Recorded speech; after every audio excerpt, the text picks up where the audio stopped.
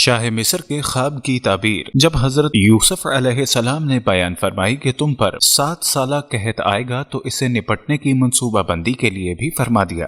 چنانچہ شاہ مصر نے اس پر عمل کر کے اپنی رعایا کو تباہی سے بچا لیا۔ اس امت کے امام محمد عربی صلی اللہ علیہ وسلم 1400 سال پہلے خبر دے رہے ہیں کہ دیکھو فلاں فلاں مسلم ممالک پر ایسے حالات آئیں گے، لہٰذا پہلے ہی سے اس کے بارے میں منصوبہ بندی کر کے رکھنا۔ لیکن مسلمانوں میں کوئی بیداری پیدا نہیں ہو رہی۔ حدیث کا مفہوم ہے جب شام کے حالات خراب ہوں تو تمہاری خیر نہیں۔ مسند احمد بن حنبل۔ کیا آپ نے اس سے قبل شام کے ایسے حالات دیکھے ہیں؟ کس طرح مسلمانوں کے چیتھڑے اڑا دیے گئے؟ کیا آپ دیکھ نہیں رہے کہ اسرائیل اور امریکہ انڈیا کو کس طرح سپورٹ کر رہے ہیں اور کتنا جدید سے جدید اسلحہ فراہم کر رہے ہیں؟ ایک بات ذہن نشین رکھیں کہ دجالی ابلیسی قوتیں ان ساری احادیث سے لا علم نہیں ہیں، اور وہ اس بات سے بخوبی آگاہ ہیں کہ کل کو امام مہدی کے لشکر یہاں سے اٹھنے ہیں جنہوں نے ہند اور بیت المقدس فتح کرنا ہے۔ لیکن دوسری طرف ہمارے لیڈرز ہیں جنہیں امن کی بھیک مانگنے کے علاوہ کوئی کام ہی نہیں، الٹا مجاہدین کو جیلوں میں ڈال کر کشمیر میں جہاد کرنے کو کشمیریوں سے دشمنی قرار دے رہے ہیں۔ حضرت عبداللہ بن عمر رضی اللہ تعالیٰ عنہ نے فرمایا، دنیا کی ابتدا سے آخر دنیا تک کل 5 جنگیں عظیم ہیں، جن میں سے 2 تو اس امت سے پہلی گزر چکی اور 3 اس امت میں ہوں گی۔ ترک کی جنگ عظیم، رومیوں سے جنگ عظیم اور دجال سے جنگ عظیم۔ دجال والی جنگ عظیم کے بعد کوئی جنگ عظیم نہ ہوگی۔ اگرچہ مسلمان اپنی سستی اور کاہلی کی وجہ سے ایک ہونے والی حقیقت کے لیے خود کو تیار نہیں کر رہے، لیکن کفر اس کا اعلان واضح اور 2 ٹوک الفاظ میں کر رہا ہے۔ اگر کوئی اس انتظار میں ہے کہ حضرت مہدی رحمت اللہ آنے کے بعد جنگ عظیم کا اعلان کریں گے تو ایسا شخص بس انتظار ہی کرتا رہ جائے گا، کیونکہ حضرت مہدی رحمت اللہ کا خروج ایک ایسے وقت میں ہوگا جب جنگ چھڑ چکی ہوگی۔ حضرت ابو ہریرہ سے مرفوع روایت ہے کہ جب کالے جھنڈے مشرق سے نکلیں گے تو ان کو کوئی چیز نہیں روک سکے گی، حتیٰ کہ وہ ایلیا بیت المقدس میں نصب کر دیے جائیں گے۔ مسند احمد ترمذی۔ حضرت ابو ہریرہ رضی اللہ تعالیٰ عنہ سے روایت ہے کہ رسول اللہ صلی اللہ علیہ وسلم نے ہندوستان کا ذکر کرتے ہوئے فرمایا، تمہارا ایک لشکر ہندوستان سے جہاد کرے گا جس کو اللہ فتح دے گا۔ چنانچہ یہ لشکر ہند کے حکمرانوں کو زنجیروں اور ہتھکڑیوں میں جکڑ کر لائے گا۔ اللہ اس لشکر کے گناہوں کو معاف فرما دے گا۔ جب یہ لوگ واپس لوٹیں گے تو شام میں ابن مریم کو پائیں گے۔ حضرت ابو ہریرہ نے فرمایا، اگر میں نے اس جہاد کو پا لیا تو میں اپنی تمام نئی اور پرانی ملکیت فروخت کر دوں گا اور ہندوستان سے جہاد کروں گا۔ سو جب اللہ ہمیں فتح دے دے گا اور ہم واپس آئیں گے تو میں جہنم سے آزاد ابو ہریرہ ہوں گا، اور وہ ابو ہریرہ شام آئے گا تو وہاں عیسیٰ ابن مریم کو پائے گا۔ چنانچہ میں ان عیسیٰ بن مریم سے قریب ہونے کے لیے انتہائی بے قرار ہوں گا۔ میں ان کو خبر دوں گا کہ یا رسول اللہ، عیسیٰ بن مریم، میں آپ کے ساتھ شامل ہو گیا ہوں۔ راوی کہتے ہیں کہ حضرت ابو ہریرہ کی اس بات پر نبی کریم صلی اللہ علیہ وسلم مسکرائے اور ہنسے، پھر فرمایا، بہت دور، بہت دور۔ الفتن نعیم بن حماد۔ ہندوستان کے خلاف جہاد کی اہمیت کا اندازہ اس حدیث سے لگایا جا سکتا ہے کہ ان مجاہدین کی فضیلت اس جماعت کے ساتھ بتائی گئی ہے جو عیسیٰ بن مریم کے ساتھ مل کر دجال سے جہاد کرے گی۔ یہ آپ صلی اللہ علیہ وسلم نے غالباً اس لیے فرمایا کہ ایسا نہ ہو کہ سارے مجاہدین حضرت مہدی کے ساتھ جہاد کے شوق میں عرب میں جمع ہو جائیں اور ہندوستان سے غافل ہو جائیں۔ حالانکہ ہندوستان سے جہاد بھی اسی مشن کا حصہ ہے جس کے لیے حضرت مہدی جہاد کر رہے ہوں گے۔ سو مجاہدین ہند کی بھی وہی فضیلت بتائی گئی ہے جو دوسری جماعت کی ہوگی۔ پھر ساتھ ساتھ یہ خوشخبری بھی دی گئی کہ ہندوستان فتح کر کے آنے والوں کو یہ ملال بھی نہ رہے کہ انہیں حضرت مہدی یا عیسیٰ ابن مریم کے ساتھ جہاد کا موقع نہ مل سکا، اس لیے فرمایا واپس آ کر وہ عیسیٰ ابن مریم کو پالیں گے۔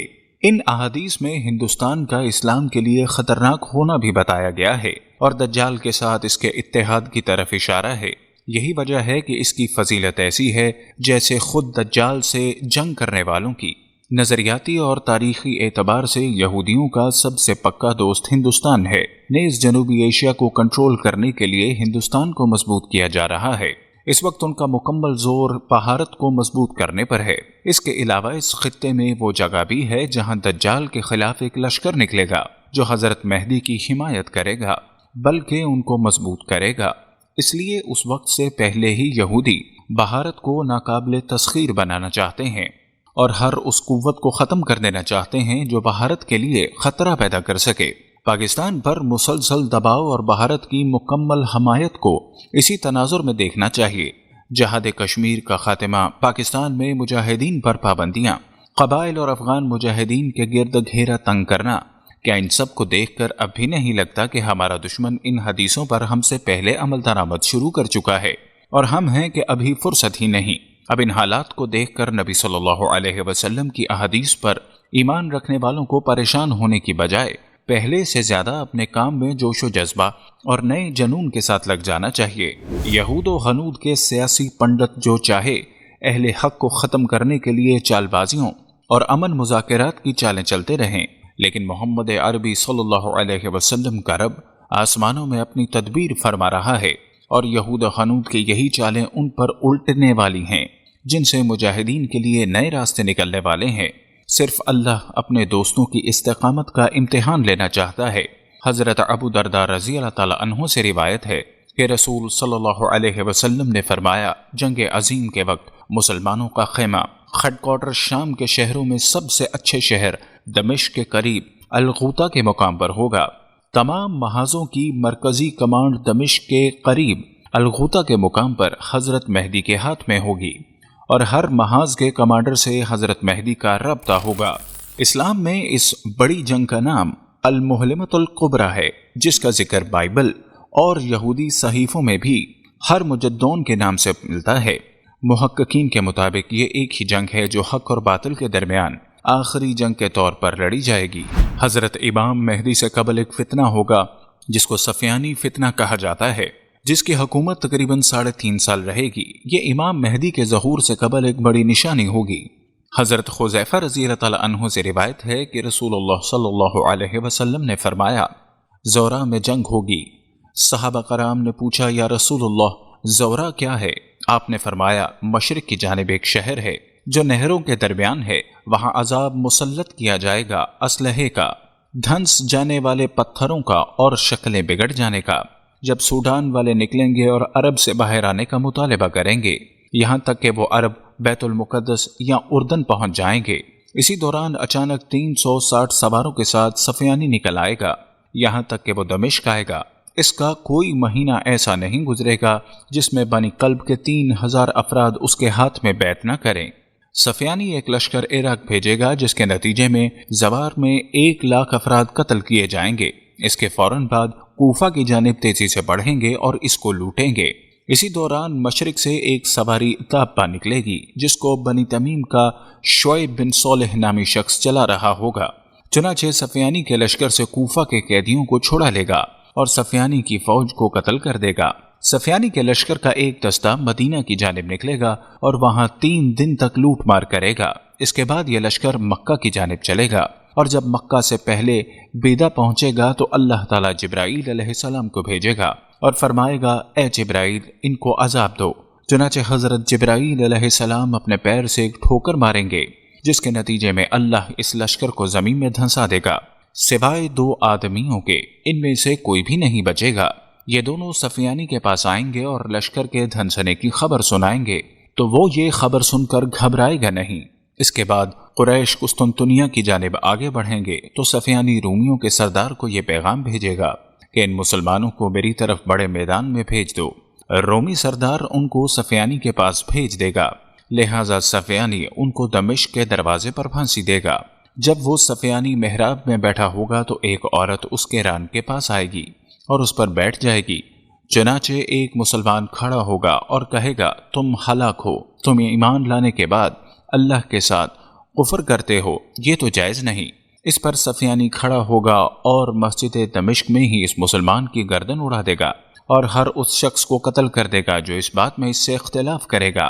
حضرت مقبول رحمۃ اللہ فرماتے ہیں کہ رسول اللہ نے فرمایا، لوگوں یعنی مسلمانوں کے لیے 3 پناہ گاہیں ہیں، جنگ عظیم جو کہ امک انطاکیہ میں ہوگی اور اس میں پناہ دمشق ہے، دجال کے خلاف پناہ گاہ بیت المقدس ہے، اور یاجوج ماجوج کے خلاف پناہ گاہ طور پہاڑ ہے۔ حضرت عبداللہ بن بصر سے روایت ہے کہ آپ صلی اللہ علیہ وسلم نے فرمایا، جنگ عظیم اور شہر قسطنطنیہ کی فتح میں 6 سال کا عرصہ لگے گا اور 7ویں سال دجال نکلے گا۔ ابن ماجہ حضرت نافع بن عتبہ کہتے ہیں کہ رسول کریم صلی اللہ علیہ وسلم نے فرمایا، تم لوگ میرے بعد جزیرت العرب میں جنگ کرو گے، اللہ اس کو تمہارے ہاتھوں فتح کرائے گا، پھر تم فارس کی مملکت سے جنگ کرو گے تو اللہ اس کو بھی فتح کرائے گا، پھر تم روم کی مملکت سے جنگ کرو گے، چنانچہ اللہ اس کو فتح کرائے گا، اور پھر تم دجال سے جنگ کرو گے، اللہ اس پر تمہیں فتح عطا فرمائے گا۔ مسلم صحیح ابن حبان۔ اس حدیث میں نبی کریم صلی اللہ علیہ وسلم نے مکمل تاریخ اسلام بیان فرمائی ہے۔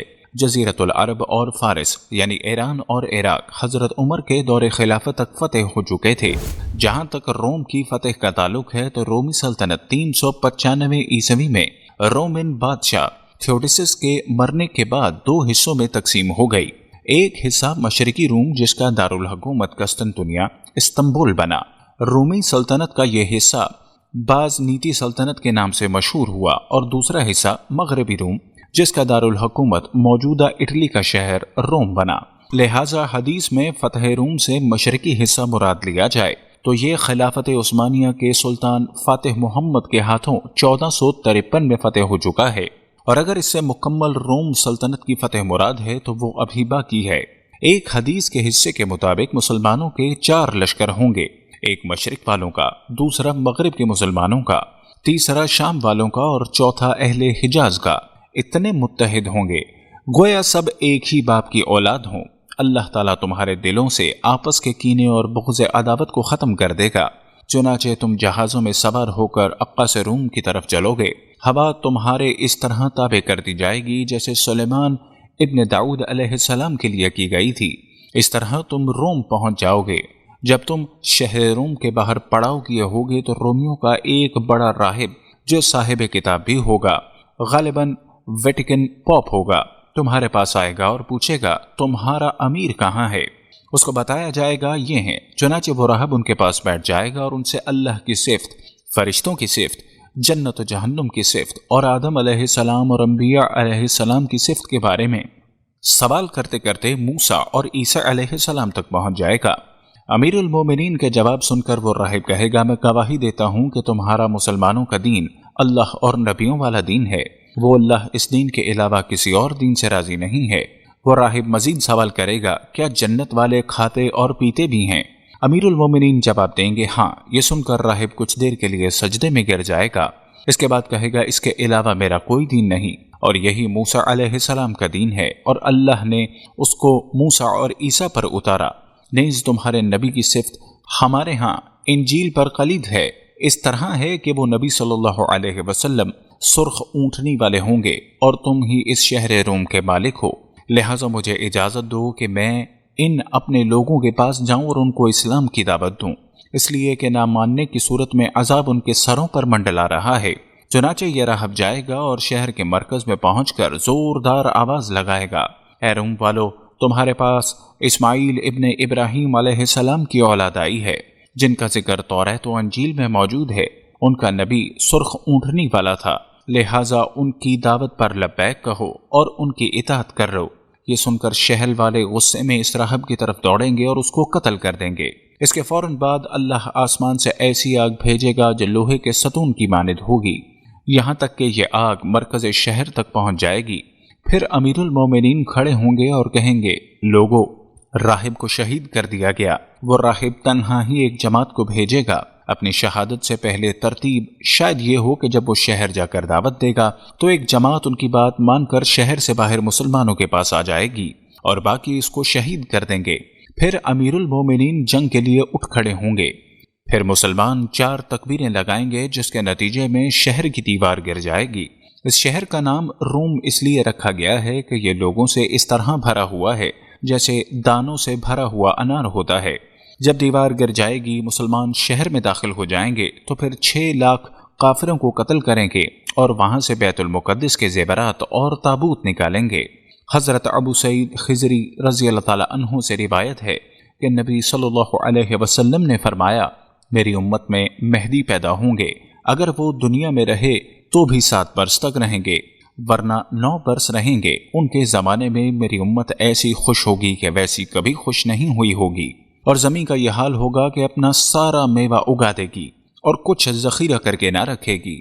اس دن مال کا تو ڈھیر لگا ہوگا، ایک شخص کھڑا ہو کر کہے گا، اے مہدی مجھے کچھ دو، وہ کہیں گے لے لو۔ مسلم کتاب الفتن۔ ایک روایت میں ہے کہ میری امت کے آخر میں ایک خلیفہ ہوگا جو بغیر گنے اور شمار کیے مال کو چلو بھر کر تقسیم کرے گا۔ صحیح ابن ماجہ کتاب الفتن۔ حضرت قاب رضی اللہ تعالیٰ عنہ سے روایت ہے، امام مہدی رومیوں کے قتال کے لیے لشکر لے جائیں گے اور ان کو 10 آدمیوں کی عقل و فراست دی جائے گی۔ وہ انطاکیہ اٹلی کا ایک شہر ہے جو موجودہ عیسائیت کا مرکز ہے، میں ایک غار سے تابوت سکینہ نکال لائیں گے جس میں وہ تورات ہوگی جو اللہ نے حضرت موسیٰ علیہ السلام پر نازل فرمائی تھی، اور وہ انجیل بھی ہوگی جو اللہ نے حضرت عیسیٰ علیہ السلام پر نازل فرمائی۔ وہ اہل تورات یہودیوں کے درمیان تورات سے اور اہل انجیل کے درمیان ان کی انجیل سے فیصلہ کریں گے۔ الفتن نعیم بن حماد۔ حضرت قاب رضی اللہ تعالیٰ عنہ سے روایت ہے کہ مہدی کو مہدی اس لیے کہتے ہیں کہ ان پر ایسی پوشیدہ چیز ظاہر کی گئی جو چھپ گئی ہے۔ وہ تورات اور انجیل کو انطاکیہ نامی ایک علاقے سے نکالیں گے۔ احادیث میں غور کرنے کے بعد یہ بات زیادہ مناسب لگتی ہے، اس خطے میں موجود دشمن مکمل طور پر شکست کھا جائے گا، کیونکہ صحیح احادیث میں یہ آیا ہے، حضرت مہدی کے دور میں مکمل امن و امان اور خوشحالی ہوگی، اور یہ ایک صورت میں ہی ممکن ہے جب دشمن علاقوں سے بھاگ جائے۔ نیز فتح قسطنطنیہ اور فتح روم والی حدیثیں بھی اس بات کی تائید کر رہی ہیں کہ عرب کے خطے میں موجود دشمن شکست کھا جائے گا۔ اب رہا اسرائیل کا مسئلہ، تو یہ واضح ہے کہ جب کافروں کی متحدہ فوجوں کو مار پڑے گی تو اس میں اسرائیل کی قوت بھی ختم ہو جائے گی۔ دجال کے بارے میں آتا ہے کہ وہ کسی بات پر غصہ ہو کر نکلے گا۔ ممکن ہے جب کفر کو واضح شکست ہو جائے تب دجال غصے کی حالت میں نکلے اور شکست خوردہ خفیہ طاقتیں دوبارہ اس کے ساتھ اکٹھی ہو جائیں۔ یہاں ہم خود یہود کی کتاب سے ایک حوالہ پیش کر رہے ہیں جس سے صاف پتہ چلتا ہے کہ یہودیوں کی ناپاکی کی وجہ سے اللہ اسرائیل کو تباہ کر دے گا۔ ان کی کتاب ازاخیل میں ہے، پھر اللہ کہتا ہے کیونکہ تم لوگ میرے نزدیک کھوٹے سکے ثابت ہوئے ہو، اس لیے تمہیں یروشلم میں جمع کروں گا جیسے لوگ سونا، چاندی، لوہا، کانسی کو آگ میں ڈالنے کے لیے جمع کرتے ہیں، اسی طرح میں بھی تمہیں غضب اور غضب کے درمیان جمع کروں گا اور پھر تمہیں پگھلا دوں گا۔ میں تم پر اپنے غضب کی آگ بھڑکا دوں گا اور تم اس میں پگھل جاؤ گے، پھر تمہیں معلوم ہو جائے گا کہ تمہارے رب نے تمہارے اوپر اپنا غضب نازل کیا ہے۔ احادیث کے علاوہ اسرائیل کی تباہی کی طرح ہندوستان کی تباہی بھی حضرت نعمت اللہ شاہ ولی کی پیشن گوئیوں سے ملتی ہے۔ اگلی قسط میں دجال کی راہ ہموار کرنے والے دجالی ابلیسی ذہن کس طرح مسلمانوں کے لیڈروں کو اپنا آلائے کار بنا کر مسلمانوں کو خلاف سازشوں میں مصروف عمل ہیں۔ نیز حضور صلی اللہ علیہ وسلم نے آخری دور میں مسلم لیڈروں کے بارے میں کیا پیشن گوئیاں کی تھیں کو اپنا موضوع سخن بنائیں گے۔ تب تک کے لیے اللہ حافظ۔